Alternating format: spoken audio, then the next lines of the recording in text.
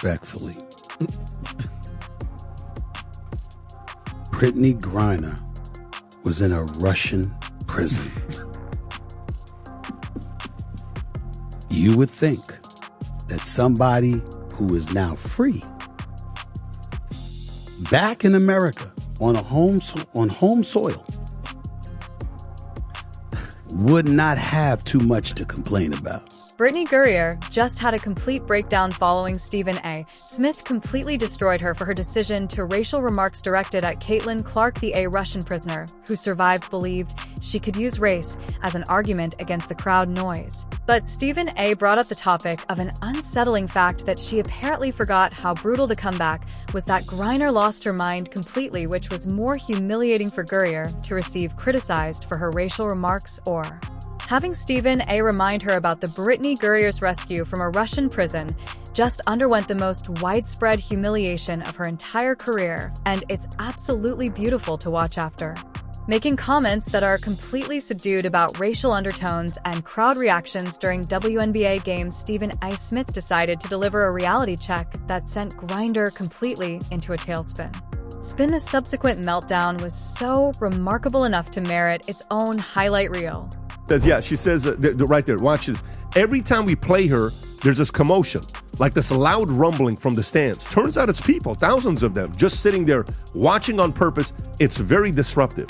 She says WNBA games used to be a chill, quiet place. You could bring your laptop and relax, maybe even get a little work done. But now it's like there's large gatherings of people watching us from the stands. Some of them are yelling crazy shit about what they're seeing, putting unfair pressure on us to score, like we're there for their entertainment. You are! The whole thing is toxic. I saw a guy with his daughter in the crowd, both of them yelling, couldn't hear what they were saying exactly, but it was either my performance or some light racism.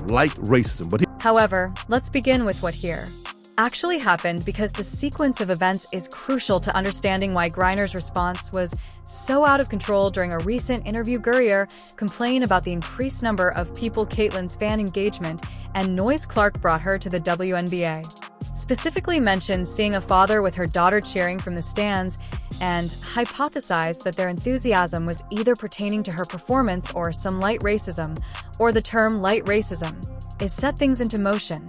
Griner used it to describe the excitement of fans regarding basketball games. Think about that for a second. An elite athlete examined cheering people on at sporting events and immediately assumed racial motives. That high level of fear and victim mentality is exactly what Stephen A. Smith couldn't let slide. Respectfully, Brittney Griner was in a Russian prison.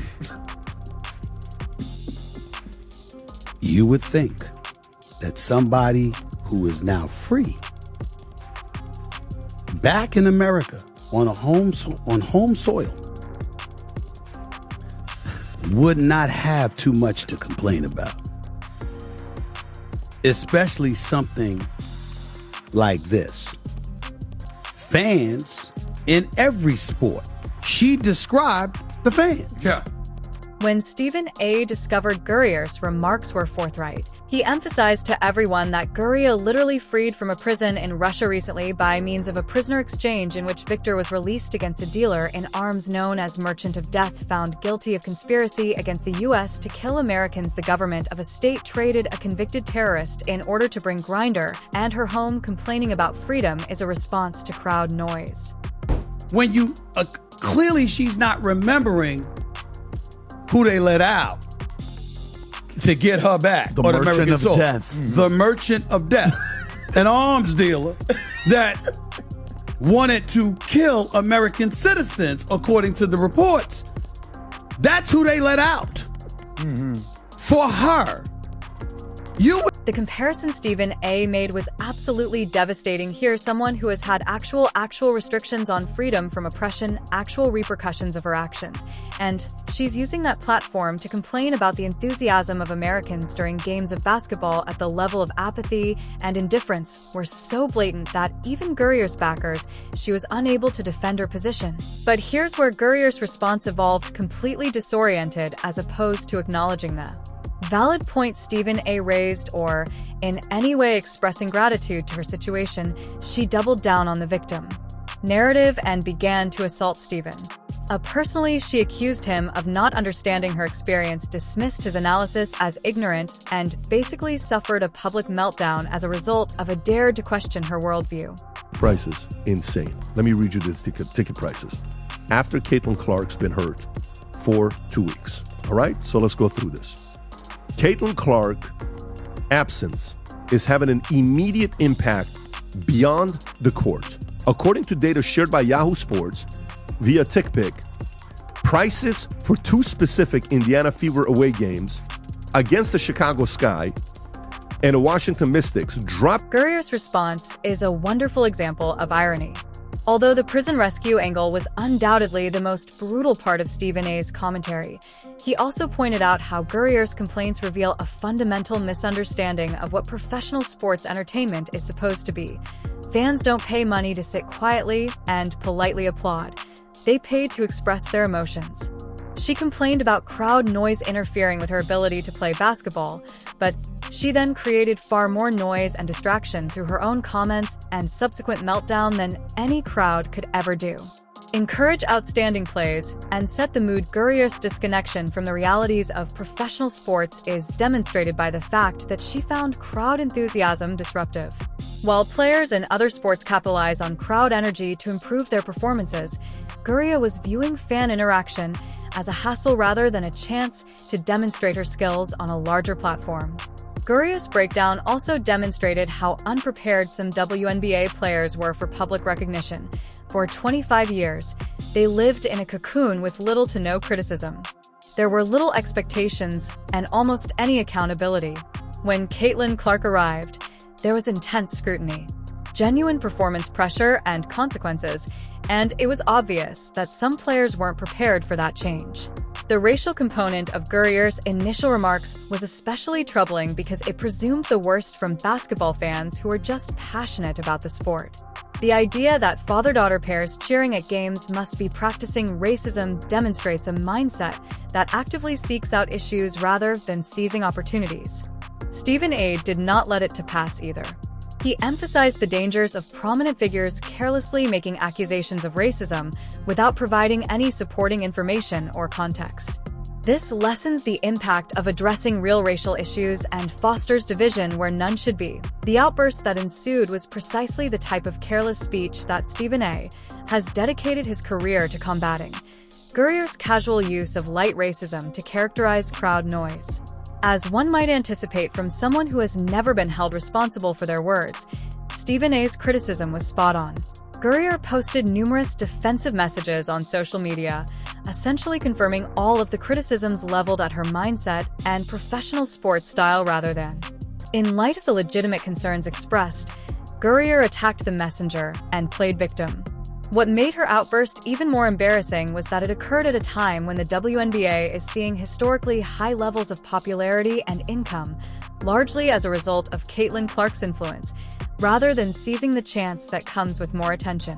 The prison rescue angle that Stephen A. brought up was especially effective because it brought to light the stark contrast between Gurrier's experience behind bars and her current complaints about American basketball fans. Someone who truly understood what she went through should be celebrating every moment of freedom, every opportunity to compete, and every fan who chooses to spend money watching her play. Gurrier's inability to express gratitude for her rescue and return to professional basketball reveals a level of entitlement that is truly shocking. The U.S. government literally negotiated with terrorists to secure her freedom, and her response is to complain. Regarding the volume of noise at basketball games, such viewpoint demonstrates how detached she has gotten from reality. The outburst also revealed Gurrier's true thinness in response to valid criticism. Stephen A. pointed out that players in the NBA, NFL, MLB, and NHL all deal with hostile road environments and fervent fans as part of their job. No other professional athlete complains about crowd noise the way Griner did, which makes her comments seem even more out of touch.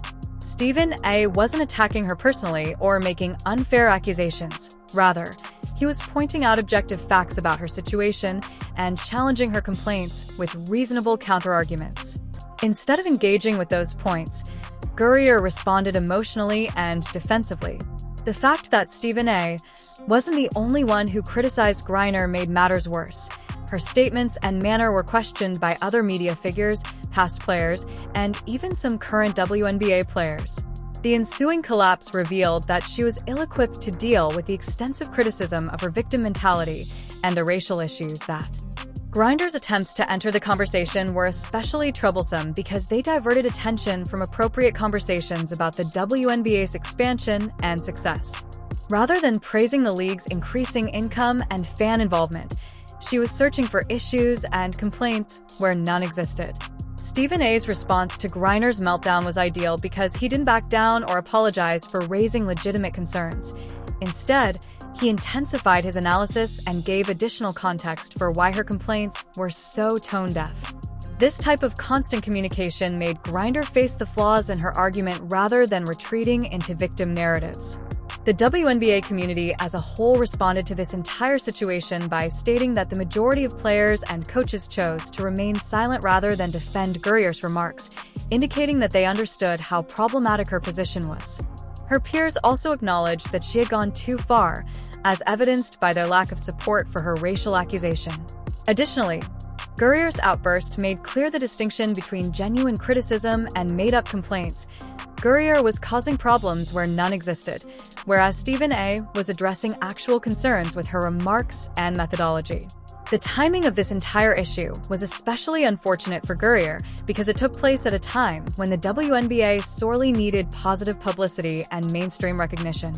The difference between substantive analysis and emotional reaction was evident to everyone watching. Her grievances over fan interaction and unfounded claims of racism were precisely the kind of vitriol that may alienate the casual fans the league needs to keep growing.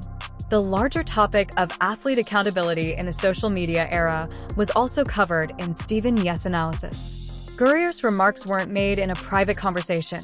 Rather, they were public declarations that merited public scrutiny, and the fact that she broke down in the face of it demonstrates how ill-prepared she was for the fallout from her. Stephen A's constant emphasis on the prison rescue context was especially powerful because it gave a tangible illustration of the support Griner had received from the nation she was now criticizing. The contrast between international diplomacy securing her freedom and her grievances about domestic basketball fans was obvious and striking. Guerrier's response also demonstrated how social media can intensify and prolong disputes that might have ended swiftly in the past. Rather than allowing Stephen A's criticism to fade away, her defensive posts and emotional responses kept the story going and made her appear worse with each new remark. The most destructive part of Guerrier's meltdown was how it reinforced all the unfavorable stereotypes about entitled athletes who are incapable of taking criticism. Rather than demonstrating maturity, accountability, or perspective, she resorted to victim narratives and attacked anyone who disagreed with her strategy. Throughout this issue, Stephen A's constant messaging was especially successful since he avoided personal assaults in favor of facts and unbiased analysis. He gave background that made Griner's perspective appear even more irrational while letting her own words and responses speak for itself. The wider ramifications of this dispute go beyond the remarks made by a single player. It brought to light the conflict between the WNBA's aspiration for widespread recognition and certain players' comfort level in low-pressure, low-stakes settings. The collapse also demonstrated how unprepared some players are for the kind of scrutiny that comes with true popularity and cultural importance. Guerrier's comments exemplified the exact mentality that kept the league obsolete for 25 years. While Guerrier's response revealed the opposite strategy, defensive, emotional, and unproductive, Caitlin Clark has shown how to deal with pressure and criticism effectively. What made Guerrier's response even more embarrassing was that, by having a meltdown, she sparked a far larger controversy than Stephen A's initial criticism would have.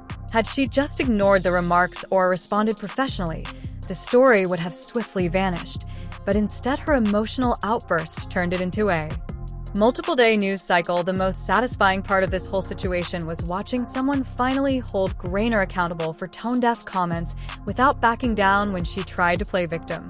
Stephen A refused to let her hide behind racial grievances or defensive deflection, forcing her to confront the weakness of her actual arguments. Because of Guerrier's inability to show appropriate gratitude and perspective, The prison rescue angle will likely follow her for the rest of her career. Griner's breakdown essentially supported everything Stephen A. said about her mindset and professional sports style. Rather than exhibiting growth, accountability, or perspective, she reaffirmed that she is the type of entitled athlete who laments her accomplishments rather than seizing opportunities. The controversy's long-term effects will likely be that Griner is remembered more for her incapacity to take criticism than for any of her basketball accomplishments. Her outburst eclipsed any constructive contributions she might have made to the sport and made her known as someone who causes issues rather than finding solutions. Brittney Griner just discovered why it's never a good idea to play victim to Stephen Smith. Her racist remarks backfired badly, and the ensuing tantrum was hilarious. Click like if you agree with Stephen A. and subscribe for more accountability moments. The Russian jail rescue angle was nasty, but very essential.